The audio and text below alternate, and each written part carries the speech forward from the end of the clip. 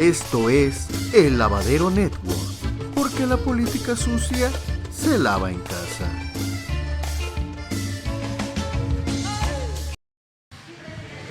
A ver, la compañera de amarillo, luego tú y tú. Vamos, acuérdense nada más. Buenos días, presidente. Nancy Flores, periodista de investigación de la revista Contralínea.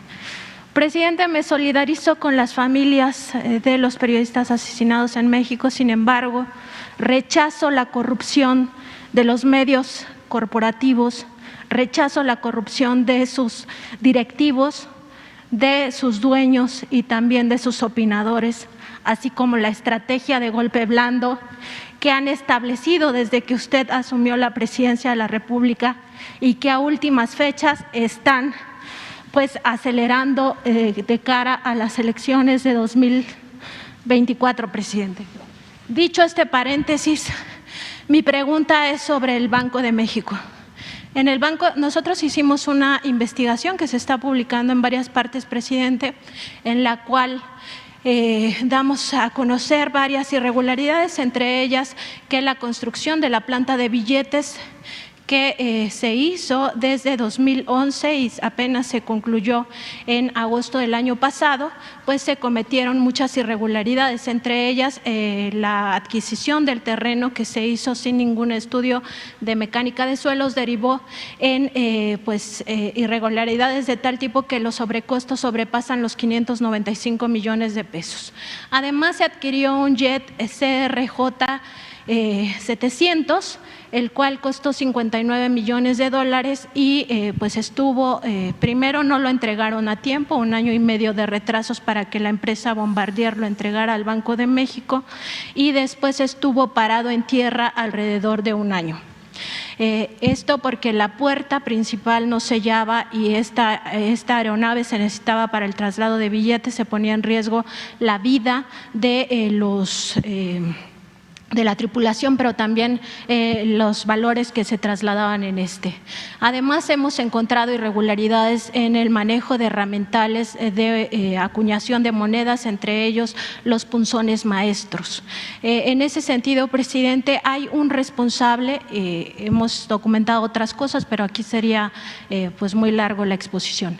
El responsable es el director general de emisión del Banco de México, el exdirector del Centro de Investigación y Seguridad Nacional, Alejandro Alegre Rabiela.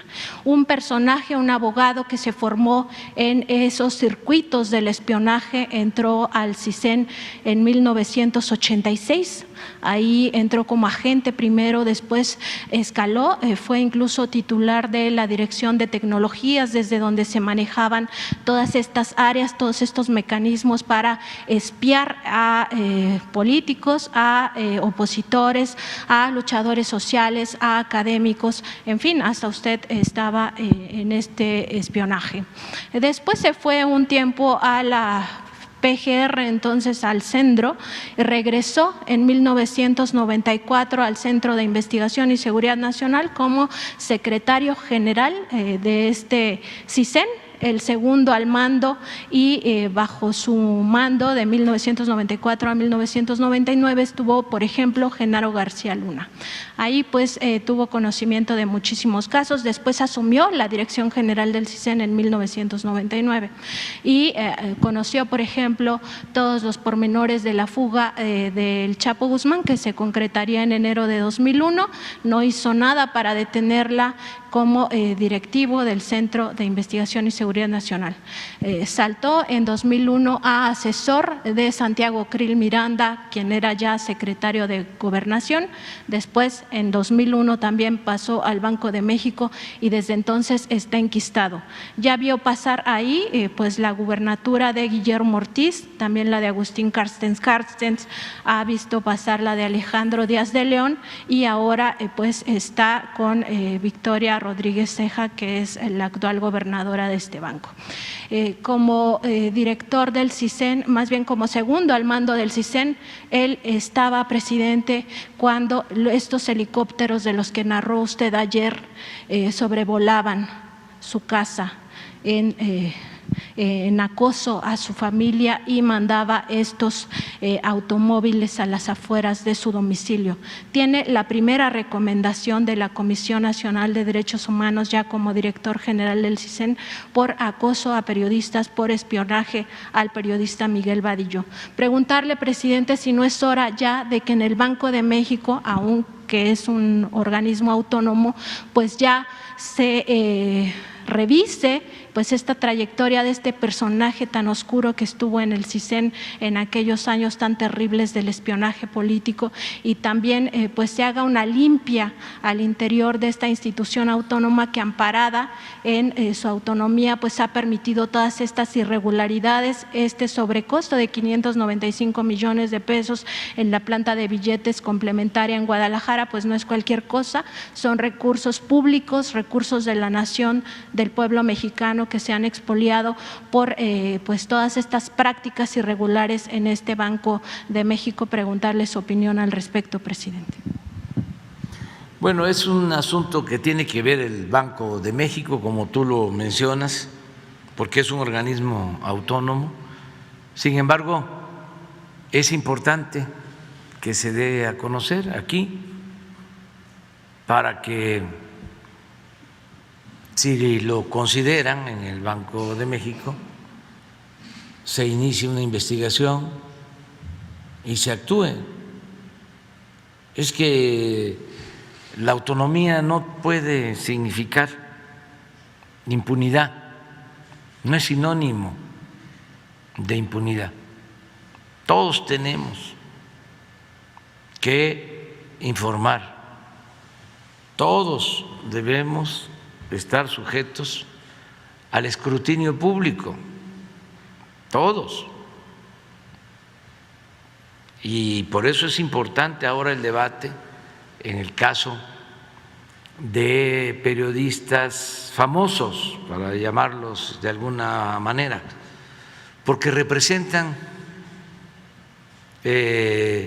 grupos de intereses creados. Ellos juegan un papel,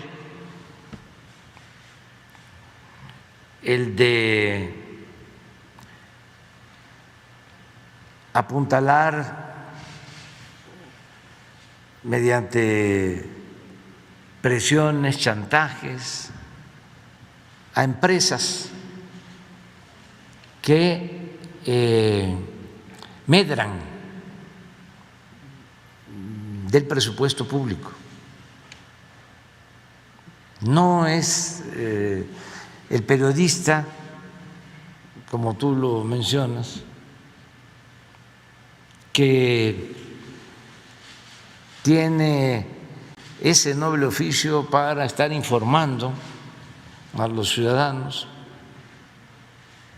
y para estar haciendo críticas a los malos funcionarios. No, esto es distinto. Son medios, y no solo es un asunto de México, es mundial. Habría que ver quiénes son los dueños del New York Times, quiénes son los dueños del Washington Post, quiénes son los dueños del Financial Times.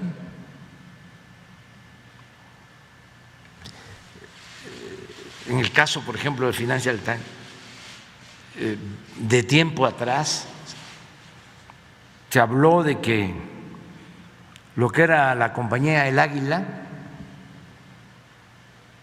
que fue expropiada, una empresa inglesa de petróleo, de Pearson, tenía también bienes vinculados al periodismo, tenía relaciones posteriormente con Shell y con el Financial Times, con medios de comunicación. Entonces, no es nada más México, es un fenómeno mundial. Entonces, tienen sus medios para proteger privilegios Aquí es evidente, en México, cómo los medios han inflado a personajes y los han llevado al gobierno, y cómo han jugado un papel de destrucción de quienes consideran un peligro para México o un peligro para sus intereses. En el caso Loret de Mola, no es un asunto de afectar o dar a conocer lo que gana un periodista, es que ese periodista está vinculado, entre otros negocios, con el de la venta de medicinas y de equipos médicos.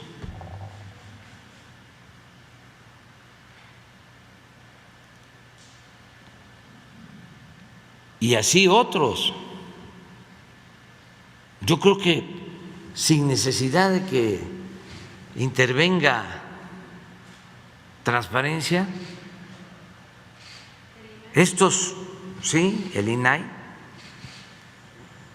por ética, ellos deberían de informar cuánto ganan Loret, López Dóriga, Ciro, Carmen Aristegui. ¿Cuánto ganan? A lo mejor lo de sus bienes, pues no, aunque también ayudaría mucho saber.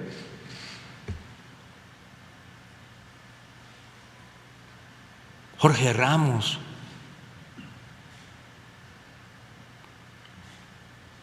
porque están representando a intereses,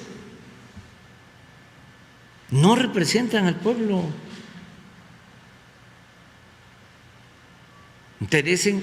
representan a intereses creados. Entonces no hay ningún problema que ellos ejerzan su periodismo, incluso que calumnien, porque estamos en una época de mentiras, en el manejo de medios, de guerra sucia.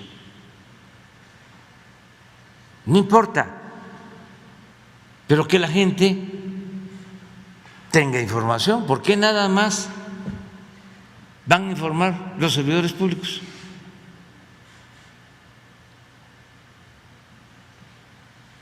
Dicen, es que ellos son privados. No, sus ingresos tienen que ver con el presupuesto y con bienes públicos y con la política, que es un oficio público. Ayudaría mucho para entender bien qué está sucediendo. Entonces, lo que planteas sobre el Banco de México, ojalá, pero sí es una red de componendas y de complicidades. Se pone uno a ver y son los que vienen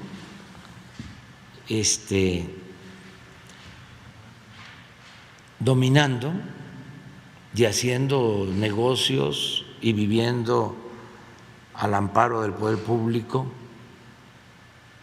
y protegiendo la corrupción desde hace 3, 4 décadas.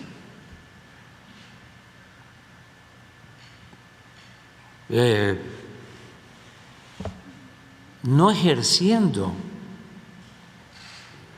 la libertad de expresión, negociando con la libertad de expresión, que es distinto. Y desde luego, ni compararlos con los periodistas que andan a ras de tierra, arriesgando su vida, buscando la nota, pasando pues muchos sufrimientos, y más cuando se trata de procesos de transformación. Lo que aquí mencionó Elizabeth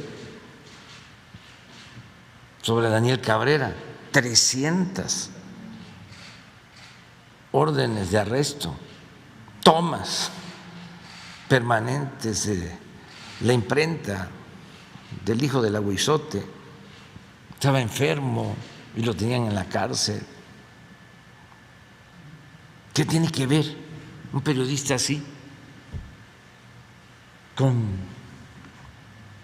estos señores de ahora?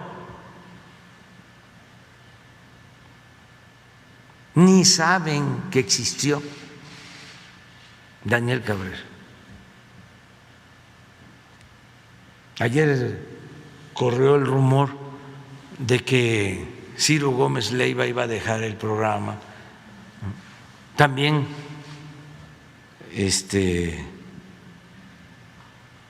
queriendo hacer creer de que ya hay censura. No, eso es un asunto de olegario. A lo mejor se están peleando por cuánto más hay que pagarle,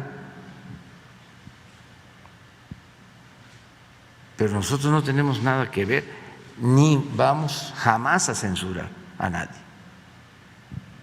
O sea, ningún periodista va a ser perseguido, censurado por sus expresiones, manifestaciones. Este señor Alarraqui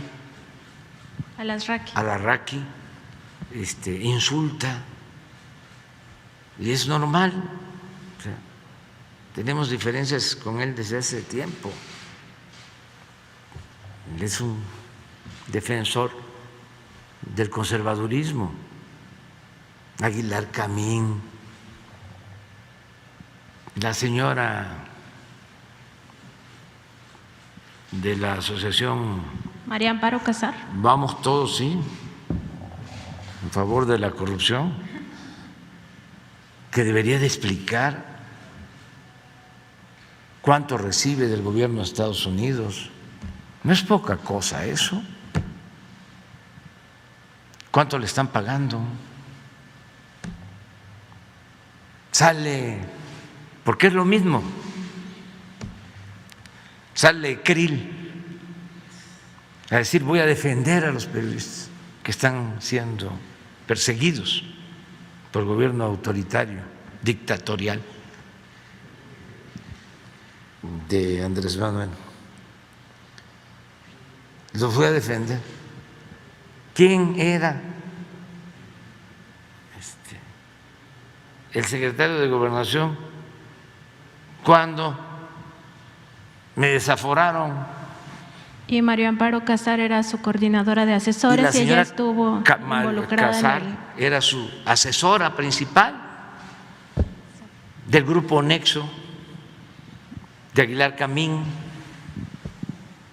Hay otro que fue también del CISEN, Guillermo Valdés, junto con un hijo de don Jesús Reyes Heroles, que estuvo en Pemex. Tienen una agencia, ¿sí? de encuestas.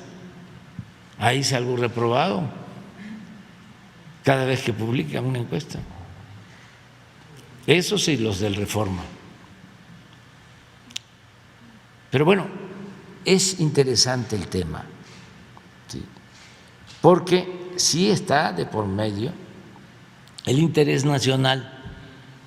Imagínense, habían 10 empresas que le vendían al gobierno 100,000 millones de pesos de medicinas y equipos médicos. Y una de estas tiene que ver con latinos y tiene que ver con Roberto Madrazo.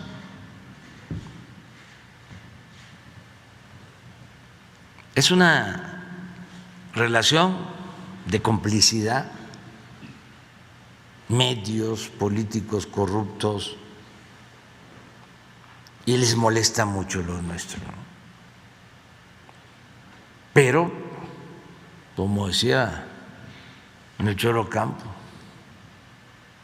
me quiebro pero no me doblo. Vamos para adelante, vamos a limpiar el país de corrupción y sin autoritarismo, sin censura, debate, argumentos y pruebas. Porque cuando hablo de que el señor Loret de Mola recibió el año pasado 35 millones, pues es porque tengo las pruebas, nada más que no me deja el INAI darlas a conocer, y tengo más. ¿No le respondió el INAI?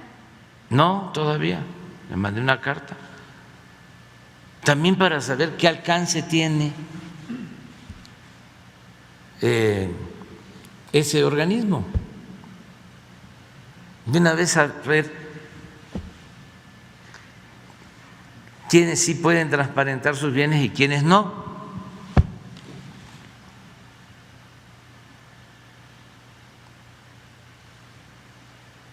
Eso es importante. Y repito, lo del Banco de México va a depender de una decisión de ellos, pero no debería de hacerse por ley, sino considerando que la transparencia es una regla de oro de la democracia. Y para decirlo coloquialmente, el que nada debe, nada teme. ¿Qué problema puede tener Ciro en decir cuánto gana?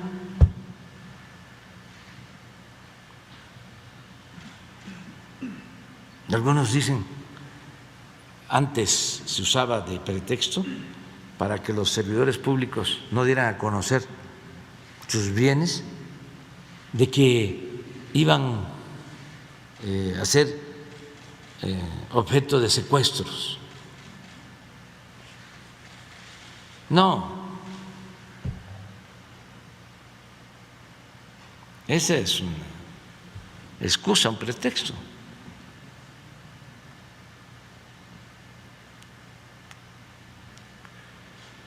Y así ya nos entendemos mejor, pero no aparentar que se está representando al pueblo de México, que se está combatiendo la corrupción, el nepotismo, el amiguismo, el influyentismo, el autoritarismo, cuando en realidad lo que están haciendo es un periodismo, si se puede llamar así, al servicio de privilegiados y de corruptos. de mafias.